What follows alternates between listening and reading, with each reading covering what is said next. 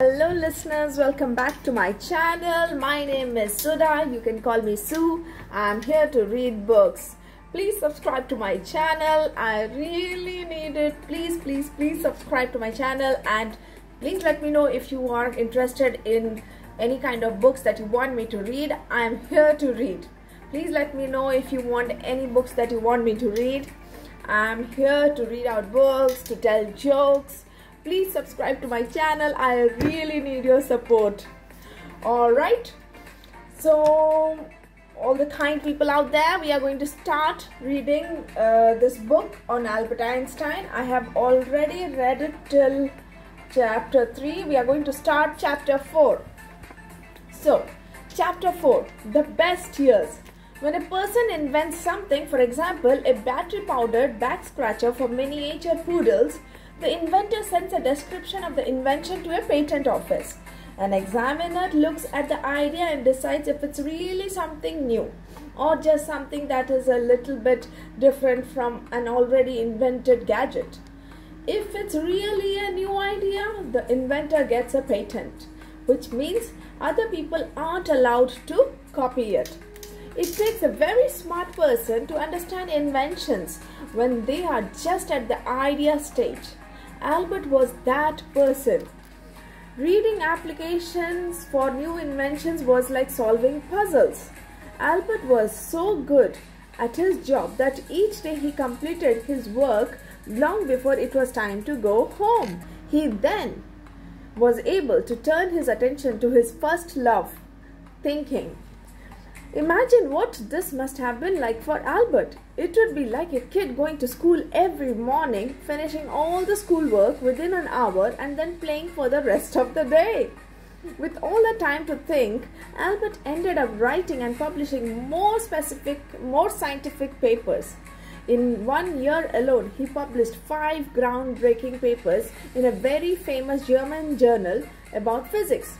A storm broke loose in my mind, explained Albert. So in some ways, his patent office job turned out to be a lot better than the teaching job that he had originally hoped for. Einstein in 4D. People measure objects in 3 ways: length, width, and depth. Anything. A piece of toast, a TV, a yo-yo is so many inches high, so many inches wide, and so many inches thick.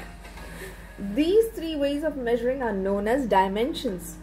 Albert threw in a 4th dimension. What was it? Time. Albert said that the dimension of time was as important as length, width, and depth, especially when measuring something really big like outer space. To think about the size of outer space, but not the time it takes for something to travel through that space, is like thinking about a song without the lyrics. Something important is missing. With steady work at the patent office, Albert felt that he could ask Mileva to marry him. So he did. She said yes, and they were married in 1903. The following year, their son, Hans Albert, was born. Now Albert had the time to enjoy music, long dinners, and long walks with his family. Albert was happy and secure. Albert was happy and secure. Confident in his job, he could relax, be more himself. For Albert, that meant dressing carelessly, wearing the same wrinkled shirt day after day, and often forgetting to brush his hair. As someone once said, Einstein looked as if he had just smoked an exploding cigar. Albert's years at the patent office were wonderful. He had a family, time to think and write lots of scientific papers, and enough money. Many of the greatest scientific achievements of the 20th century, electronics, the atomic bomb, space travel, were all suggested by Einstein in the papers he published while he worked at the patent office. Those ideas were then worked on further by other scientists in the decades that followed. Then in 1909, the University of Zurich convinced Albert to leave the patent office and become a professor. Albert would actually be paid to teach and study physics. Life was even more wonderful. Look at it. That's Albert Einstein.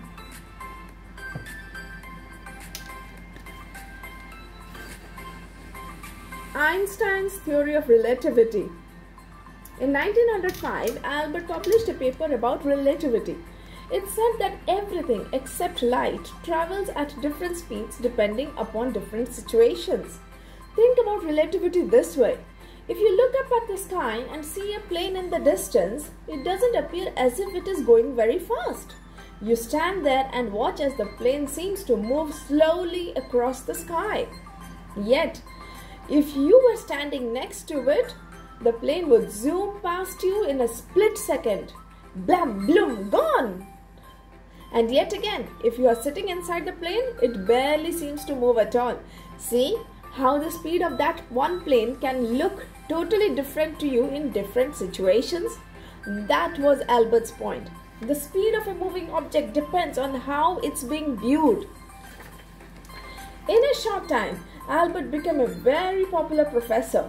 College students enjoyed the way he explained difficult concepts with simple images. Think about this image. A man falling freely in the Earth's gravitational field who drops an object will not notice it is falling. And Albert loved to lecture. I mean, who doesn't? It is the supreme art of the teacher to awaken joy in creative expression and knowledge. Albert was invited to speak all over Europe. He was a rising star. Albert accepted other teaching jobs that took him not only to Zurich but to other European cities like Bern, Prague and Munich. And Einstein thought. Before Einstein, scientists thought that the sun was always in the same place with the Earth and the other planets orbiting around it. Think of the sun and planets as being like your neighborhood. Your home is always on the same street. Your school stays in one spot. You don't have to go looking for these places every morning. Albert, however, shocked everybody by claiming that the sun, the other stars, the planets, everything, all of the time are moving through the space.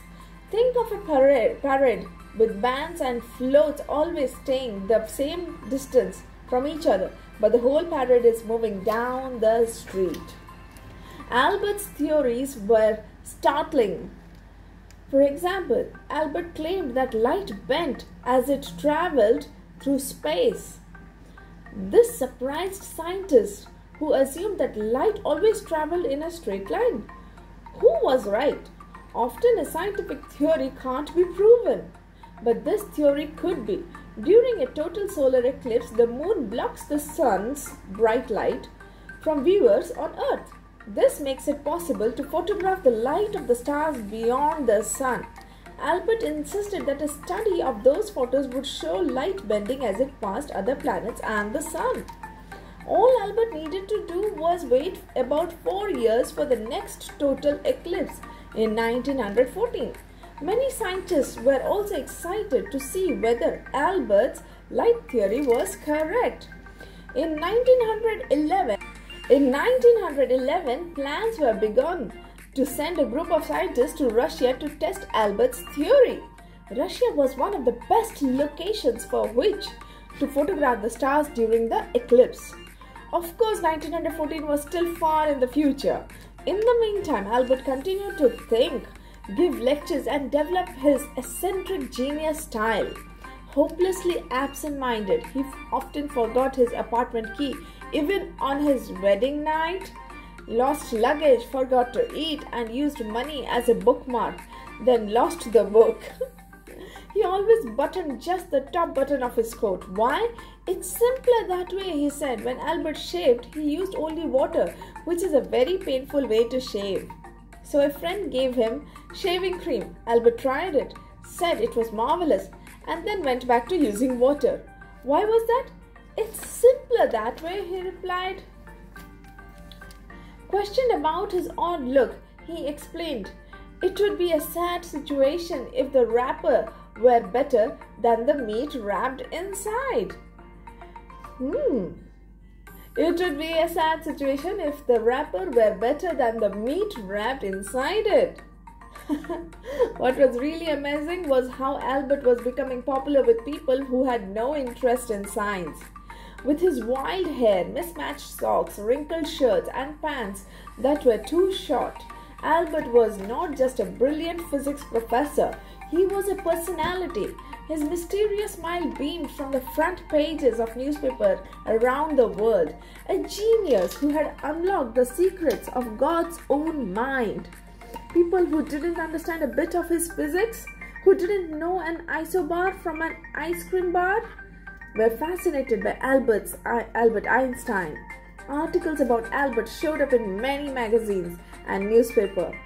Had TV already been invented, Albert would have been the subject of all kinds of hour-long specials. Famous formula. Warning, it's hard stuff. E is equal to mc square is a scientific formula. It is so short that it looks simple, not much harder than 2 plus 2 equals 4. That's part of the reason this formula is so brilliant. Albert figured out that a very difficult concept could be explained in a very brief way. Make things as simple as possible, but not simpler. E stands for energy and M is for mass. Mass is the amount of matter in something. Mass is a little bit like weight. The third thing, C, is for the speed of light. Light travels really, really fast. Ever try to outrun it? Did you? Basically, what the formula says is that when a little bit of mass is changed into energy, a whole lot of energy will be released. That's what happens with an atomic bomb. An atom is split. Mass changes to energy and an incredible amount of destructive energy is released. With this formula, Einstein claimed that all matter, from a feather to a rock, contains energy. Now we are on chapter 5. We are on chapter 5. Albert hits high gear. If A equals success, then the formula is A equals X plus Y plus Z. X is work, Y is play, and Z is keeping your mouth shut. Albert Einstein said that. In 1913, a famous university offered to pay Albert more money than he had ever made before, and all he had to do was come to the school and think. He would teach only when he felt like it. It was a dream come true.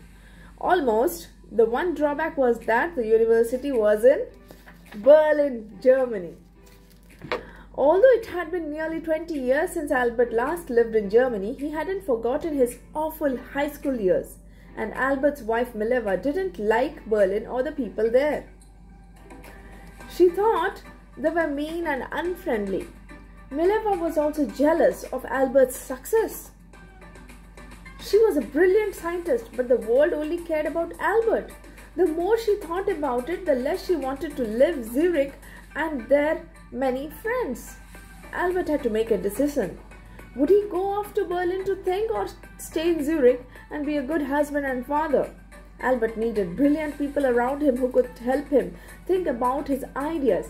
At the time, a scientist said, only a dozen men in the world understand relativity and 8 of them live in Berlin. Albert remembered his hikes through Italy and the promises he had made to himself. He decided to go to Berlin. Albert left Mileva and their 2 children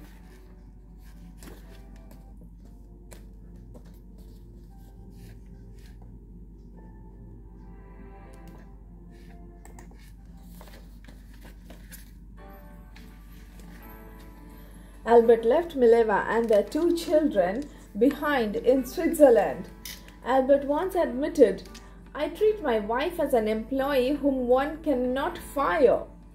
It was not surprising that Mileva and Albert soon got divorced. Thereafter, Albert had little to do with her and their 2 sons.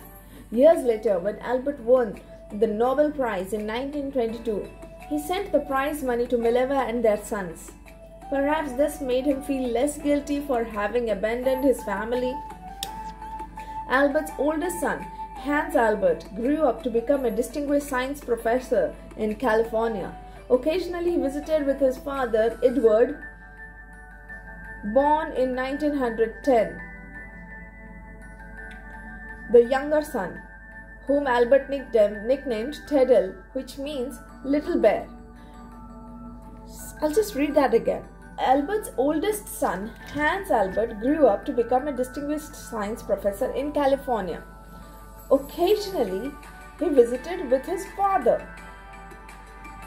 Edward, born in 1910, the younger son, whom Albert nicknamed Teddle, which means little bear, was gifted in music and literature but suffered from mental illness. After his mother's death, Edward lived in a hospital for the rest of his life. Albert once congratulated his son Hans Albert, whose birthday he never remembered, for being just like himself when it came to family. It is a joy for me to have a son who has inherited the man trait of my personality. Sorry, I read it wrong. It is a joy for me to have a son who has inherited the main trait of my personality, the ability to rise above mere existence by sacrificing oneself through the years for an impersonal goal. This is the best, indeed the only way in which we can make ourselves independent from personal fate and from other human beings. Albert never questioned his decision to choose scientific discovery over family. Albert and the Tube. In 1922, Albert won a Nobel Prize, the most important award a scientist can ever win, for the thinking he did about the photoelectrical effect. Albert's thinking about the photoelectrical effect then led to the invention of TV. You can thank Albert for the boob tube. Oh man, he was an amazing man. As for moving to Berlin, Mileva had good reason for not wanting to live in Germany. In early 1900s, the countries of Europe were struggling with each other for power. Some countries had a lot of land but little money. Many people were not allowed to worship as they wished. Several countries had large populations but weak armies. They all wanted what the others had and they were willing to fight for it. The tension grew and grew. There was so much hatred, Europe felt like it was going to burst. Germany was one of the scariest countries. The government wanted to build the most powerful army in Europe to get rid of all of Germany's enemies. When Albert arrived in 1914, Berlin was full of German soldiers that were trained, armed, and eager to war.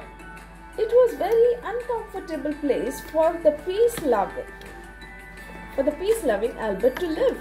But one person in Berlin, Albert's cousin Elsa, made life much more pleasant.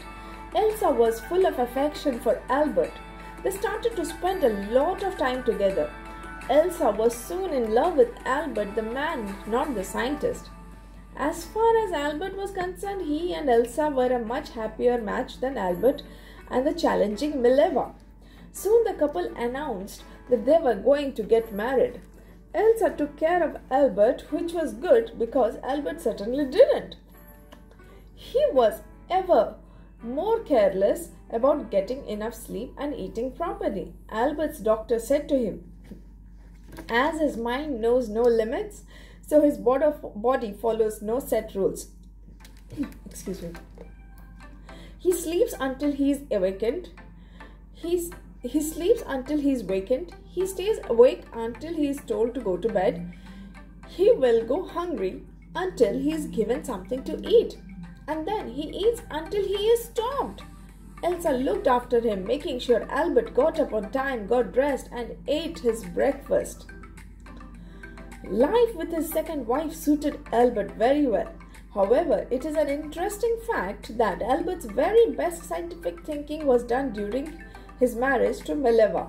Perhaps that doesn't mean anything, or perhaps, as some critics say, his great theories might really be their great theories, or even her great theories. Some publications, even Time magazine, who proclaimed Albert Einstein Person of the Century in its December 31st, 1999 issue, wondered exactly what Mileva may have contributed to her husband's scientific ideas. And Einstein thought, Albert claimed that space is curved. That's why a ray of light, instead of traveling forever in a straight line, might even return to where it started. Think about it. You're 4 years old, and while you are out in the yard, you shine a flashlight into the sky. 10 years later, you are 14, mowing the lawn, and blam! The same light smacks you in the eye. Surprise? Alright friends, I'll continue reading this book in my next video. Please subscribe to my channel. I really need it. I really need it. Please be kind enough to subscribe to my channel, and please let me know if you want me to read any kind of books. I am here to read. I'm here to read for you and read with you. Thank you. See you later.